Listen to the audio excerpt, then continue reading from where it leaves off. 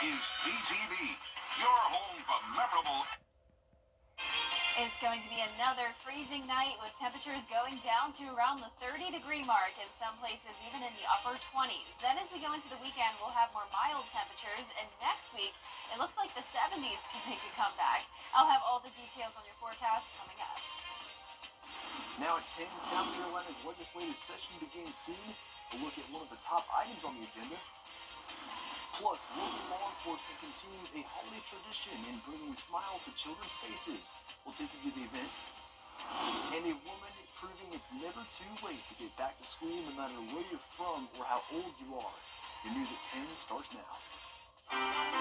Live from Television Park, this is WJBF, News Channel 6 at 10 on MeTV.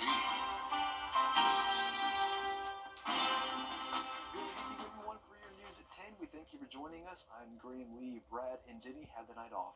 Coverage you can count on begins in South Carolina, where among the bills pre-filed at the State House this week is the Compassionate Care Act, which would legalize medical marijuana in the Palmetto State. Caroline Yaffa has more. In 38 states around the country, some form of medical cannabis is legal, and Senator Tom Davis says he hopes South Carolina will finally be the next state to legalize the THC component. In 2014, a bill backed by Senator Tom Davis passed. It led to the legalization of CBD, a non-psychoactive component of the marijuana plant. Now Senator Davis is pushing for the legalization of THC, that's known for the psychoactive effects on the brain and body. In 2022 and again in 2023, the bill passed through the Senate, but did not get through the House. Chairman of the House Invitations and Memorial Resolutions Committee, Dennis Moss, voted against it. They were saying, oh, we need the CBD oil, that it would help with these epileptic illnesses and stuff. So we passed CBD oil. Now it's just like a little more, a little more, a little more. It requires doctor's inpatient authorization, doctor's supervision. It requires pharmacists to dispense it. It's limited to only certain conditions for which there's medical proof that marijuana can be therapeutic. It is a very conservative bill because that's what South Carolinians want. Senator Davis says he believes the passing of this bill will empower doctors and patients. In Columbia, Caroline Yaffa. Ahead of the 2025 legislative session, Georgia's Lieutenant Governor Burt Jones is speaking out about ways to reduce overdose deaths in the Peach State. The Georgia Department of Health says over the last 15 years, overdose deaths have tripled. State lawmakers passed Alston's Law, which addresses the sale and distribution of illicit substances. Jones says lawmakers should provide funding to enforcement agencies to equip them with more resources. It's a serious issue right now, I would think that it is, I don't think it's an issue where it's drugs that are necessarily sitting in people's cabinets. I think it's drugs that are being imported in, whether it be through the border or other states or whatever it might be. Lawmakers hope imposing stricter penalties will reduce the number of people trying to distribute drugs like fentanyl, meth, and heroin. An Augusta man sentenced after pleading guilty to charges of possession of child pornography. 33-year-old Jacob Butler has been sentenced to 7 years. He was an airman for the U.S. Air Force when he was found in possession of child pornography after he was caught brining an unauthorized cell phone into a secure area at Fort Eisenhower. Butler is now behind bars at the federal prison at Jefferson County. South Carolina law enforcement launching its holiday Sober or Slammer campaign. The campaign is part of an effort to crack down on drunk driving in the Palmetto State. Today, agencies met in the Low Country for an event honoring 2 women who were killed in a drunk driving accident earlier this year. Investigators warning everyone to think about the consequences of their decisions this holiday season. The tragedy that took Ariana and Lizzie from their loved ones was entirely preventable. Impaired driving is not an accident. It's a choice. A choice that is illegal, reckless, and far too often deadly. Law enforcement says you should use a designated driver or rideshare app if you are going to drink. It is time now for our first check of the weather. Our chief meteorologist, Jenna Petracci, standing by. Jenna, how's it looking out there tonight? Cold, Graham. I mean, there's no other way to put it, really. Temperatures are already down into the 30s and even some low 30s in some places. We have clear skies and dry conditions as we take a look at our Terry Lambert Hyundai Skyview cam at Wellstar MCG Health. Temperature this morning was 29 degrees, and I'm expecting us to go right back to it tomorrow morning. Our high today was 55, so both our low and high was below average. And right now we're sitting at 34 in both Augusta and Aiken, 37 in Millen, 38 in Swainsboro. And oddly enough, Sylvania, as far south as it is, has been our coldest spot lately. And right now the temperature is 31 degrees, so below freezing there. They were in the upper 20s last night as well. 39 in Wrightsville, 37 in Gibson, Lincolnton at 36, and 39 as well in Waynesboro. Dew points are in the low 30s, so definitely some dry air in place. Expect some frost on your windshield tomorrow morning as winds are calm, so definitely leave with plenty of time when you're headed out the door. So at least we don't have to worry about a harsh wind chill though, so the actual feels like temperature matches the actual temperature. You can see high pressure here on satellite and radar. No rain nearby, just some clouds out to the west of us. So by tomorrow morning, we will start to see some clouds moving in. No rain, though, expected for your Friday. Temperatures climbing into the upper 30s by 9 a.m. But as we look ahead here, notice we'll see the warmer temperatures by the weekend, feeling mild in the low 60s, and a mostly dry forecast, just a stray shower or two possible. Coming up, I'll have a look at your full 10-day forecast, but back to you, Graham. All right, Jenna, thanks. To Emmanuel County now, law enforcement continues their Shop with a Cop event tonight. Arriving with sirens and lights, the Swainsboro PD, East Georgia State College PD, Emmanuel County Sheriff's Office, Georgia South Patrol Post 19, and Department of Children's Services participated in the event in bringing joy to local children. 50 kids got to shop this year, and the grant doubled from last year for a total of $2,000 to split among them. In North Augusta, a major road construction project is coming soon, and it's on a heavily traveled road to Aiken. News Channel 6's Kim Vickers shows us who's going to be impacted. Part of Belvedere Clearwater Road is a 4-lane highway. However, it narrows to 2 lanes just southeast of Old Sudler Lake Road. The new project will keep it 4 lanes for another 2 miles. It does include widening the existing 2-lane road from 2 lanes to 4 lanes, which includes a 2-way left turn median as well, bike lanes both directions, sidewalks, some drainage improvements, as well as some intersection improvements along the corridors. The SCDOT, along with the Augusta Regional Transportation Study Area, identified the nearly 2-mile stretch of Belvedere Clearwater Road as being in need of improvements. Talking about traffic increases as well as pedestrian safety, those are a few things that we want to be proactive on and address them before they become a larger issue for the traveling public through Aiken or the residents along the road right there in Aiken County. The SCDOT is only anticipating the entire road being closed for several weeks while they reconstruct the culvert between Woods Lane and Northside Drive. And that closing feature portion just to complete the culvert, we plan on including in the contract to do that during the summer months as to not impede school traffic or the traveling public as least as possible. Some people I talked to don't think the widening project is necessary, but Beth Tootin with Cool Ray Mechanics, a business on Belvedere Clearwater Road, disagrees. And it's terrifying to get to the mailboxes. We've had to actually move ours off of the road because of the amount of traffic and the speed in which people really fly down this road. As the community continues to grow, we want to make sure that we're enabling that growth. We just want to make sure that everybody's safe. Tootin says that the company does have some concerns about how the road construction will impact their business. We just are a little bit trepidatious about the impact that it's going to have on us and our customers long term. Not being able to get parts as fast as we may want them, especially if there's detours and people getting turned around. Construction is expected to begin sometime in the spring or summer of 2025, starting with the culvert. The SCDOT believes it will take 2 to 3 years to complete the project. In North Augusta, Kim Vickers, WJBF News Channel 6. A local college graduate is proving you're never too old to reach your goals. Nicole Louis Jacques, you'll see her here, got to walk across the stage tonight at USC Aiken at the age of 71. She's graduating with a bachelor's degree in nursing after stepping away from education for almost 30 years. The mom of 2 says getting back to the classroom is something she's always wanted to do, and she's leaving some words of wisdom from this milestone achievement. Just be honest, ask for help, and turn to your village, my family, my professors, my librarians, my friends from church, no matter how old you are. And no matter if you don't speak English or whichever, it takes a while to learn, you can do it. And to put the icing on the cake, Nicole is celebrating her 72nd birthday next Tuesday, December 17th, before celebrating Christmas 1 week later. Congratulations, Nicole. Augusta University seniors got to turn their tassels today, too. Undergraduates receiving their degrees at the Marriott Hotel at the Convention Center in downtown Augusta. The student speaker was Ebony Watts. The keynote speaker was Angela Canada, principal culinary team leader for Chick-fil-A Corporate. These new graduates say they felt a sigh of relief. The graduate hooding and commencement ceremony took place last night. And we'll have below freezing temperatures tonight with more clouds on the way tomorrow. Overall, pretty cloudy weekend for us, but staying dry. Temperatures also warming up. We'll be all the way up to 70 degrees next week. I'll have your full Viper 6 forecast when we return. It's been said. Now, your most accurate forecast with WJBF Live Viper 6. Good Thursday evening. Here's a look at our Terry Lambert Hyundai Skyview Cam in Waynesboro. Completely clear conditions tonight, and it's very cold. We're sitting at 34 degrees already, so getting close to the freezing mark even at the 10 o'clock hour.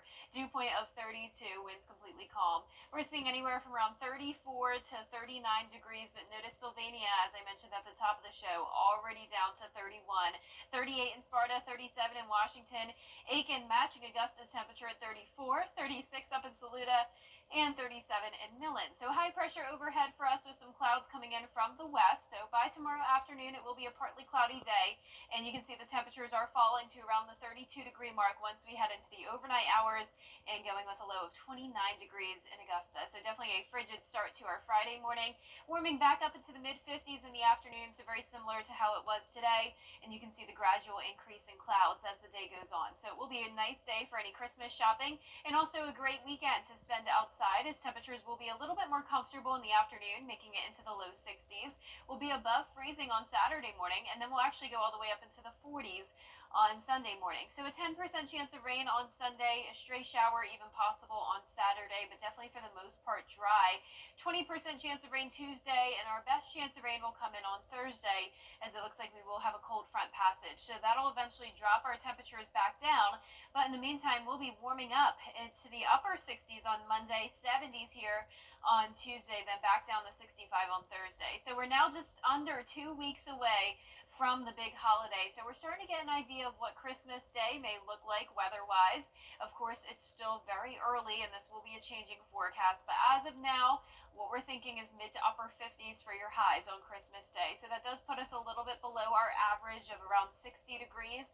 So you can see the southeast is expected to be below average from December 20th through the 26th. Our futurecast model tomorrow at 6 a.m. showing the clear conditions, but you can see by the afternoon the high-level clouds start to move in and take over by the evening hours. Then by Saturday morning, still some clouds around. Sunshine, though, in the afternoon. Clouds return again, though, Saturday night into Sunday. A little bit of green and yellow popping up here to our north and west ahead of a cold front. So this cold front will not be passing us, but it's possible we could see a stray shower or two. Lows tonight will be anywhere from around 27 degrees to 32, all of us at or below freezing. Highs tomorrow will be in the mid to upper 50s. And here's a look at your 10-day forecast. It's going to be a pretty nice week. Temperatures back all the way up into the 40s on Sunday morning, and then 50 degrees for your low going into Tuesday. Once again, we'll have 70s in the afternoon with just some slight rain chances next week. And Graham, next Saturday is the first day of winter, but it's really already feeling like it now. Yes, absolutely. Cold temperatures, get the jacket. Yeah, that's for sure. Well, that's nothing new, but what is new is some technology that is drastically improving sorting and delivering efforts for the United States Post Office. This is video inside the news center in Topeka, Kansas. A state-of-the-art machine is helping improve efficiency in the building and ensures your packages arrive promptly this Christmas. It's processing 5,000 packages every hour with more than 10 times the efficiency, meaning less manual labor. Coming up next, lawmakers working to find a solution to safe flying. Details straight ahead. The death of a loved one can...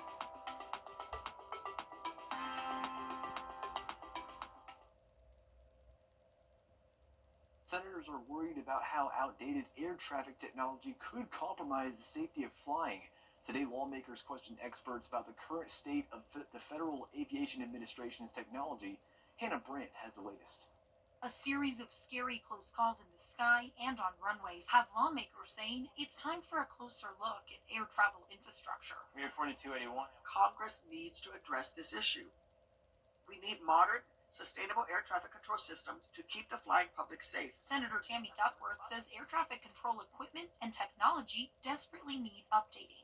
In a recent report, the Government Accountability Office found that more than 1/3 of the country's air traffic control systems are outdated. It is safe to fly, but this is stressing the system, and the longer we wait, the worse it will get. Kevin Walsh with the Government Accountability Office testified he is worried about the aging infrastructure. And Dean Iacopelli with the National Air Traffic Controller Association says the fix will require more money from Congress. The FAA projects that it will need $6 billion annually for its facilities and equipment account, which is a significant increase compared to recent years. Senator Ted Cruz says the Federal Aviation Administration needs to use its funding more wisely. The status quo of how the FAA modernizes our ATC is unacceptable. Walsh emphasized that the leaders implementing solutions will be just as important as the budget. Throwing money at the problem won't fix it. You need adequate oversight. You need the right people in the right place. You need training. And he warned lawmakers a full refresh of the system will take time. This is not a quick fix. There is no silver bullet. This is going to be the work of years and billions of dollars and thousands of people. The current administrator of the Federal Aviation Administration plans to resign when President-elect Trump takes office. In Washington, I'm Hannah Brand. Every day, ordinary people in the CSRA do extraordinary things to serve our community. Each month, News Channel 6 recognizes these outstanding volunteers with the Giving Your Best Award. Do you know an everyday hero who goes the extra mile to help others? Nominate them for the Giving Your Best Award by visiting WJBF.com and filling out the entry form. Sponsored by Science Co., Piedmont Augusta, Security Federal Bank, and News Channel 6. Your plumbing, heating, and AC pros. At Tile Center, we offer the area's best selection of quality tile and stone products, exclusive designs, expert staff, and amazing customer service. Are you overwhelmed with all the details of your tile or stone project? Don't worry, our team has the expertise to assist homeowners, contractors, architects, and designers with any project. Come see why for yourself at any of our locations at Tile Center or online at tilecenter.com. Your tile and stone experts. Now, WJBF sports coverage you can count on. Welcome to South Carolina State University, where the Barnwell Warhorses just finished out their 2A state title game against the Clinton Red Devils. They ultimately fell to Clinton 35-6, and really nothing seemed to be working for Barnwell, both offensively and defensively. The Red Devils scored right away on their opening drive, which ultimately set the tone for how the rest of the game was going to pan out. The Warhorses responded and got back on the board, only for Clinton's offense to strike back once again. Then, with under 3 minutes left to go in the second, Barnwell goes for the fake on fourth down, but the Red Devils not at all buying the trickery. The Warhorses really struggling to get anything going on offense, with dropping passes and unable to sustain long drives. So Clinton goes into halftime with a 21-6 lead. The Red Devils ended up extending their lead 28-6 in the third quarter, and whether it was turning the ball over or being stuffed to the line of scrimmage, the Red Devil defense was simply too much for Barnwell to overcome. They were seeking their first state title since 1988, but that'll have to wait another season. Didn't play well today. Hate that. Made a few mistakes early. Thought the kickoff return was great. You know, we hit that sucker, and it lit us up a little bit, and then we just couldn't stop their run game, and they played well. They didn't have many penalties all night, and then, you know, we had a few and just a lot of mistakes today. It's not the outcome you want, but it's a lot better sitting home watching this game on TV. And that's what we told our kids. Our goal every year is to try to get here. So we'll continue to try to do that week to week and year to year and get back to work after Christmas. The Barnwell Warhorses, of course, finished out the season with 13 wins, a second-place finish at state, so absolutely nothing to hang their hats on there, and they will go back to the drawing board in the offseason. Reporting at South Carolina State University, Gianna Cefalu, WJBF News Channel 6 Sports. And in flag football, Greenbrier, the defending Division II state champions. Let's start in the first quarter. Greenbrier already up 7-0. Kenzie Horton finds Maggie Pangle, and Greenbrier extends the lead to 14. It's the same score in the second quarter. Greenbrier driving again, but this pass picked off by Yarna Lee, and she takes it all the way back for the score. Jenkins missed the 1-point place. The score is 14-6. Greenbrier ultimately will defend its state championship next week in Atlanta, and they win it 20-13. I thought our defense played really well tonight. Only give up one score to a team that talented. That's a credit to both the defense and also our defensive coordinator, Jamie Smith, had a great plan today, and girls executed it well. It's great. I mean, I wouldn't want to pass up this opportunity. I don't think any of our team would, but just getting to go with this group of girls is the most amazing thing ever.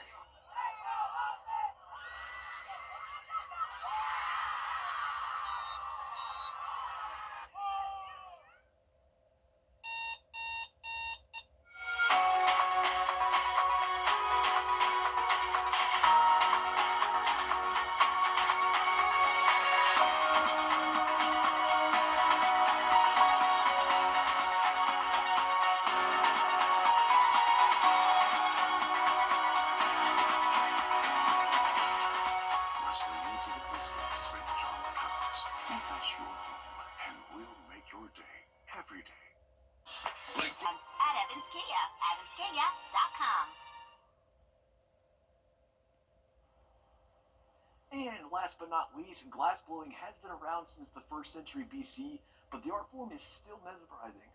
And now a merry band of Charlotte artists is churning out a one-of-a-kind gift. John Lee has the story. Flame on. They call this a hot shot for good reason. This stays on at 2,100 degrees Fahrenheit. Despite the extreme temps required, Hot Glass Alley seems like a cool place to make things that are straight fire. Unlike me, owner Jake Pfeiffer is chill enough to say such things. You know, when you're working with the glass, it's just you and the material. If I go in there, it's kind of like a big honey dipper. I get that glass scooped up onto the end of the blowpipe here. Hot honey? Take what I need. So that's enough to start our ornament. That's just molten clear glass. That's all that is. And this time of year, that's the start of a Christmas ornament. And so what I'll do now, I have what's called frit, F-R-I-T. It's crushed up colored glass. I can roll the clear glass through it and it'll actually stick to it, kind of like sprinkles. What I'm going to do is I'm going to put air into it by blowing through the other end of the blowpipe here. Another blown opportunity. There we go. Trap the air, there it is. Jake became enamored with glass blowing when he was 12, after seeing artists during a family vacation in Bermuda. The craft made his heart melt. Aerial itself, and I was like, that's pretty much the coolest thing I've ever seen. It looked like magic. Great mentors gave him the technical skill needed to create a little magic of his own.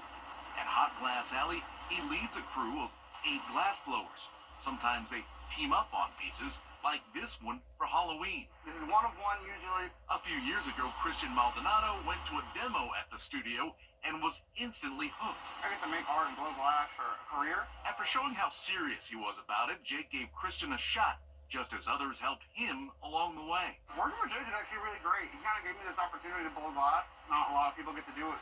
They get to do what I do. And maybe it's that glass half full mentality that sets the tone for beautiful work during the holidays and all year round. There we go. And that's the ornament of the year. It's called Cosmic Stardust. I'll make about 100 of these. In Charlotte, John Lee. I'll tell you what, it reminds me of a trip I took to Disney World a long time ago. I saw this guy in Epcot do that, and it was amazing. Yeah, I used to watch this glass blowing show on Netflix. I was obsessed with it. I love glass blowing. Yeah, I mean, I wish I could do it. It's so cool. Cool. Yeah, I need to take a class sometime because that just looks amazing. Or a 10-day forecast showing some cool temperatures again for Friday, starting out at 29 degrees, climbing to only 58. Back into the 60s this weekend, 70s by Tuesday of next week, with just around a 10 to 30% chance of rain in the forecast. All right, we thank you for joining us for News at 10. We continue at the top of the hour on News Channel 6. And Hogan's Heroes is next here on MeTV.